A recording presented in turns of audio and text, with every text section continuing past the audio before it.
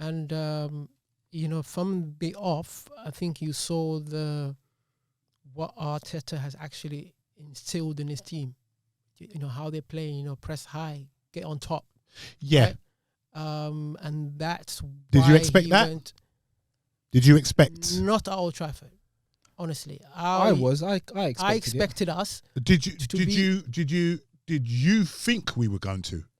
I thought we would, based on what we did against Manchester City and what we did against Leicester. We were on the front foot against Leicester, and against Manchester City, we played a similar sort of games. To the point, like I've said before, where Manchester City were hanging on and running down the clock. Yeah. So I knew we had it in us.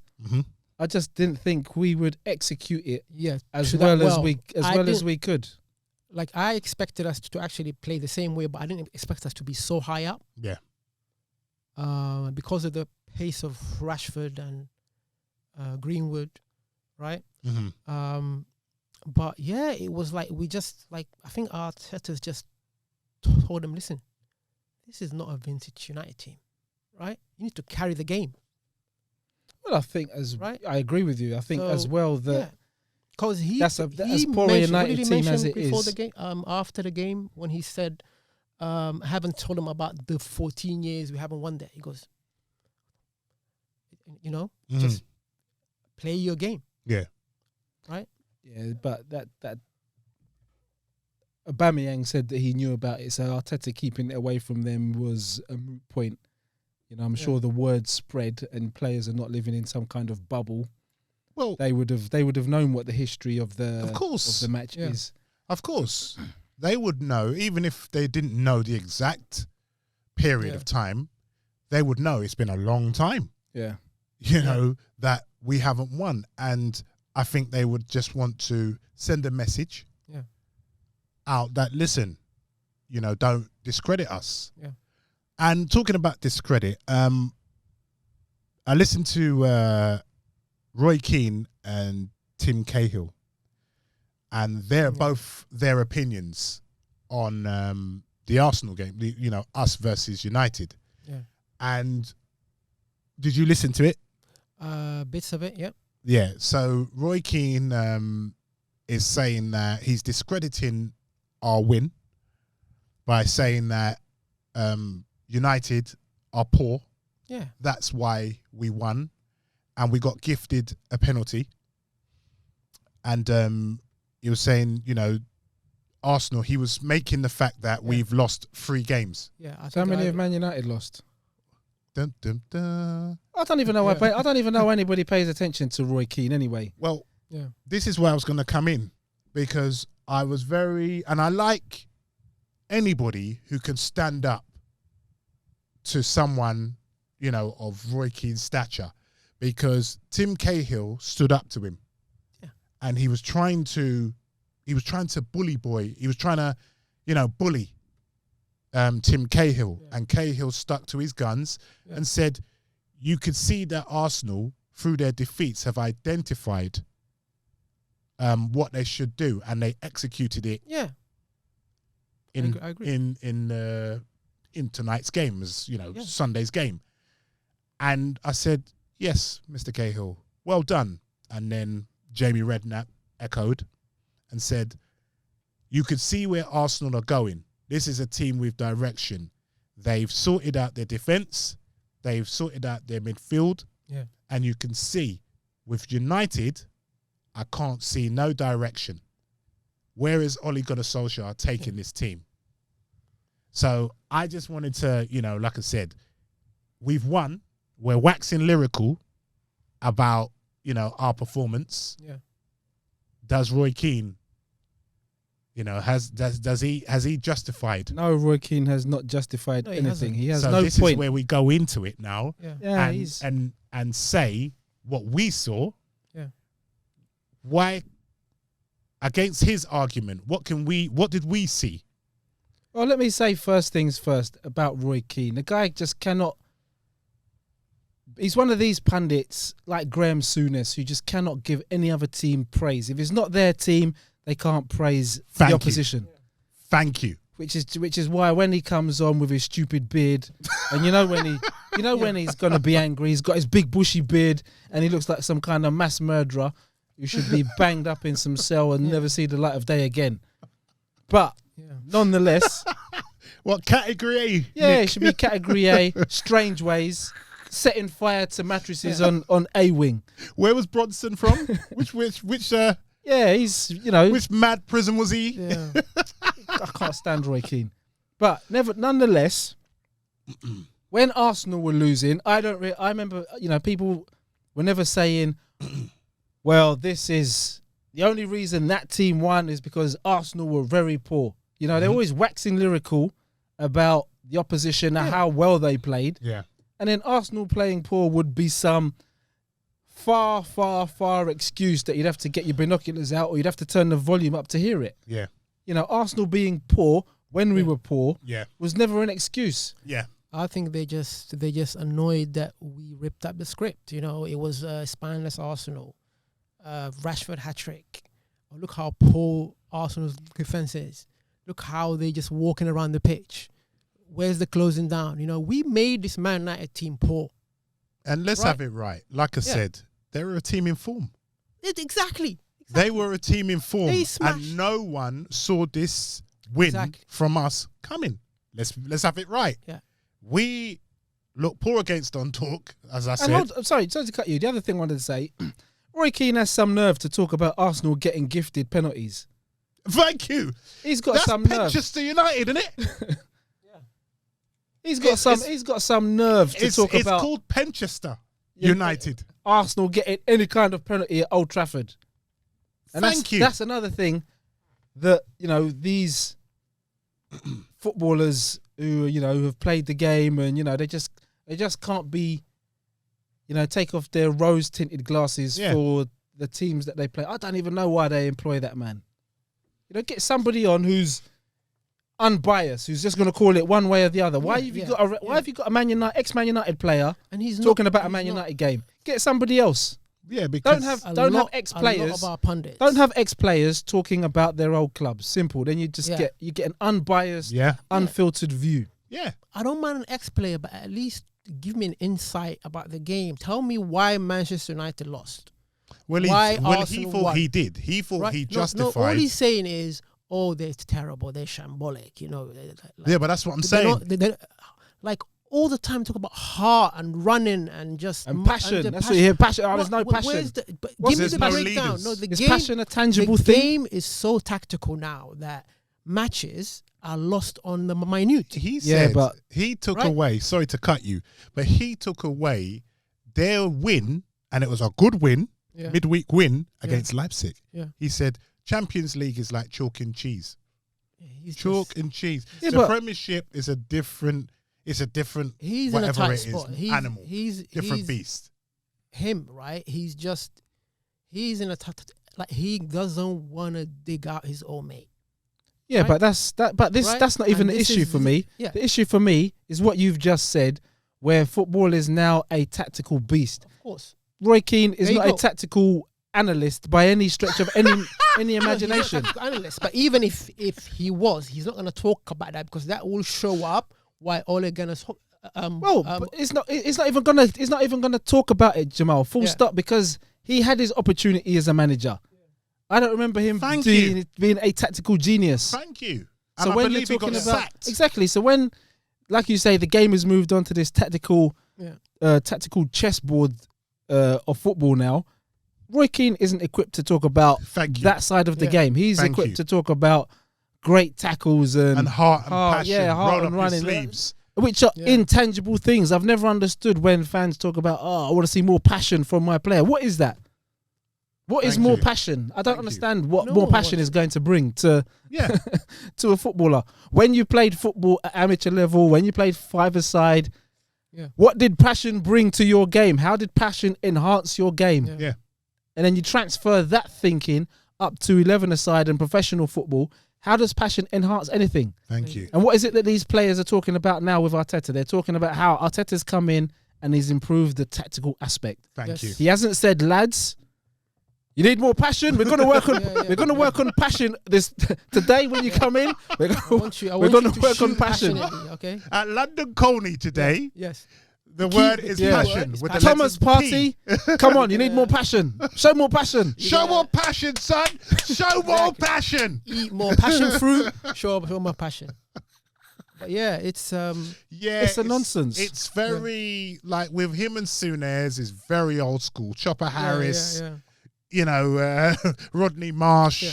Oh, you know, Norman Bite Your Legs Hunter. On a side note, did you see Jamie Carragher call out Graham Souness?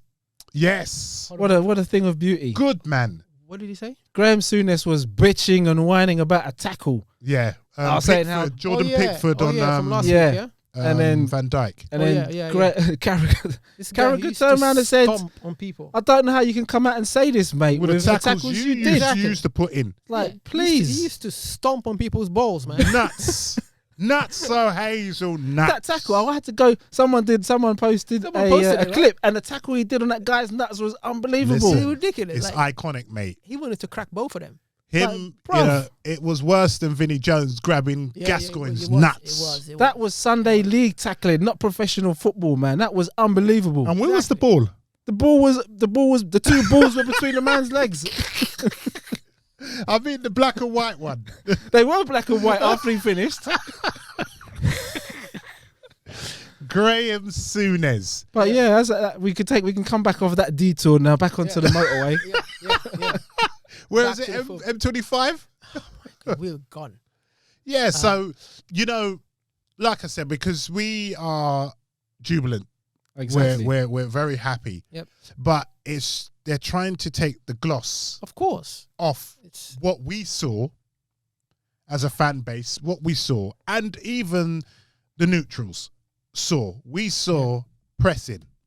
We saw individual performances. passing. Yeah. We saw team play. We saw what we haven't seen. Yeah. Because let's get it right. This is our third time of asking. Because 3 seasons in a row, Man United have been there for the taking. The 2-2, where we should have won. Yeah. Last season, where we should have won 1-1. Yeah. And we haven't taken that chance. So it was always going to come. But this has been the best performance I've seen so far. For a long time. But to play devil's advocate, I can see why they're umming and ahhing and they don't want to give us credit until we do it regularly.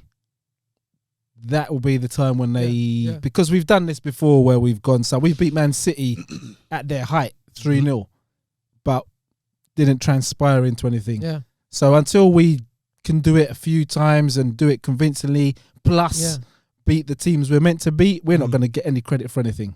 Of course. Yeah, but we know this. Yeah. So that's why, yes, we are jubilant that we've got the monkey off our back. We've beaten that hoodoo. We've been coming but, close. And however, we as a fan base are not thinking, oh, Villa next, rubbing the hands with glee. No, Leeds after that, rubbing the hands with glee. We've got to carry it. We need to go on a run now. Yeah. We need to go on a run because a lot of people are saying, oh, well, we've lost 3 games. Yeah.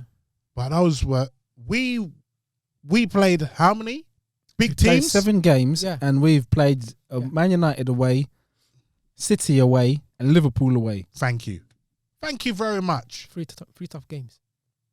And then you put Leicester in there. And like I said last week, I'm glad we've played those games early. Yeah. Because it put us in our place. Know, We didn't get an easy run up and then all of a sudden the wheels come off Flintstone styles. Yeah. We've had to battle and learn about ourselves. Hard, man. Yes. And that's going to stand us in good stead like for the rest you said, of the season. The point that you made, Gabes, I've got to say kudos to you. Well done to you, because when we won yesterday, what you said last week sprung to mind. It sprung to mind. So all we need to do now is take that Old Trafford, because the saying is you're only as good as your last game. You can't think that, okay, we've beaten United now, Villa next. Because Villa's going to be a different opposition. Exactly. They're going to come with the low block. Liverpool thought exactly that. It's going to be an easy game and they got a hiding. Exactly. Right? So you cannot take your eye off, and especially the way the league is going. Yeah. And the thing for me, sorry to cut you, Lee, the thing for me as well is that, like I said before, this Arsenal team is reminiscent in my mind to the Chelsea team that was coming before Mourinho took over. Ranieri times, yeah. Yeah, this Vialli. Arsenal team reminds me of that. We've got that about us. We should not have lost to. We've played well against Manchester City and Leicester. We shouldn't have lost those games, but we did, and we're in this process where we're going to lose games that we shouldn't lose, and we're going to win games that maybe we're not expected to win. Yeah. But the process that Arteta talks about, you can see it's slowly coming to fruition. He's finding slowly and gradually. Yeah, he's finding the players that work for him, the players that are capable of doing what he wants. Those that are not are going to get sidelined. Slowly. Next season, he'll have more of his team. Yeah. And then we, like I said, keep saying week in, week out, within 2 or 3 seasons, we are going to have a beast of a team. Yeah. Yeah, because he has said, you know, as bold as it may sound, he wants to win the Champions League in 3 seasons' time. So you know the forward thinking, the planning that's ahead. So you know where, and that's a good goal to have, good ambition to have. Yeah, you've got to say it. You, like you said last time, you've got to speak it into truth. There's no point keeping it to yourself. Yeah. Tell the players what your ambition is. This is where we want to go. We are here to win the Champions League. And now I've put it out there. It's much the same as Wenger, when Wenger said we can go the season unbeaten. And how everybody chuckled and laughed and rubbed their, Comical grabbing Wenger. their signs. Yeah. Yeah. If he didn't say it, the players wouldn't have believed it. Thank you. Because he said in his book, didn't he? He said in his book that he told them at the beginning of the season, you know, I believe we can go the season unbeaten. And if you put that in their minds, it's like, right. Yeah. There's no great science to it. You know, it's all psychological, like we've not said. Passion. Not about passion. No, it's not about passion. Like we've said, Lee, and you know, we've done it at amateur level. The thing with football is you can translate things from amateur level to professional level. You know, there is no science to it other than, you can pass the ball more accurately. Yeah, the ability. Accurately than me, or you can run faster than me. Yeah. It's the same thing in life with psychology. That's why these people study psychology. If you get inside somebody's head, you can make them do whatever you want. Yeah. And that's the same with football. That's why they talk about man management. People like Harry Redknapp. You fill somebody's head up with gas. You know, you put your arm around their shoulder and you tell them, listen, you're the best player in the world, son. Don't listen to what anybody else is telling you. And then your manager's telling you that you're going to go out and perform out of your skin. But this is another point Roy Keane made. You don't need a manager to tell you that. Roy Keane. It should be inbuilt. Because this is why it should be innate. This is why he failed at, was it Sunderland and Ipswich and all them. So what, Roy Keane didn't have Brian Clough telling him he was great? He said at the age of 9, and, you know, correct me if I'm wrong for quoting this, but he said at the age of 9, he didn't need anyone telling him. Well, that's him. That's Roy Keane. I'm sure Alex Ferguson told him plenty of things. Exactly. Clough told him. You know, what his parents never told him, Roy, you're a good player. Well, he was dropping it like that. He said, you know, it should. I think he put it in his head that no one told me anything. But in Keane's a donut, mate. In reality, can you imagine Alex Ferguson? How many hair dryers Roy Keane took?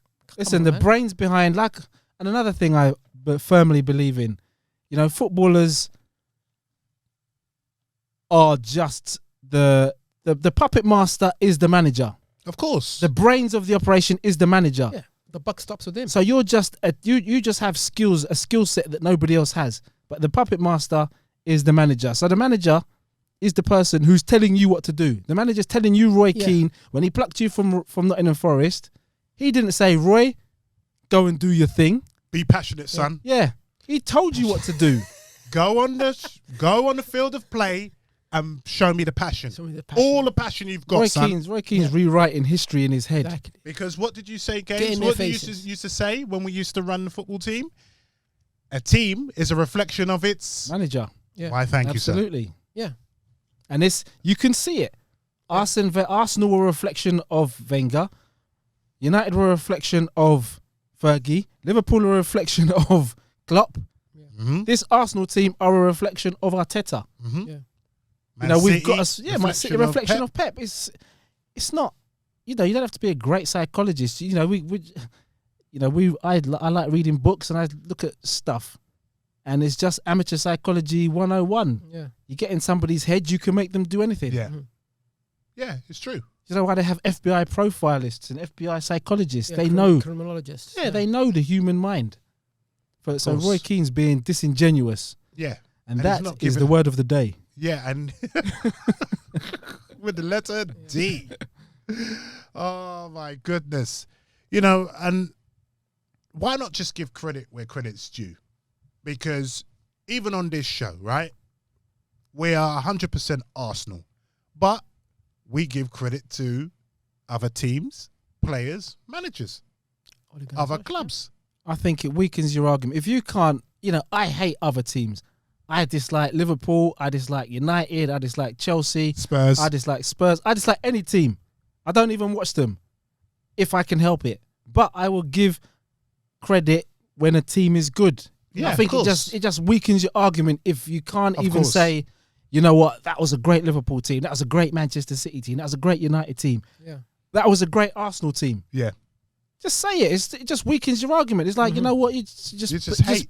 petty. Yeah, you're just full of hate. Yeah. Because he can't bring himself.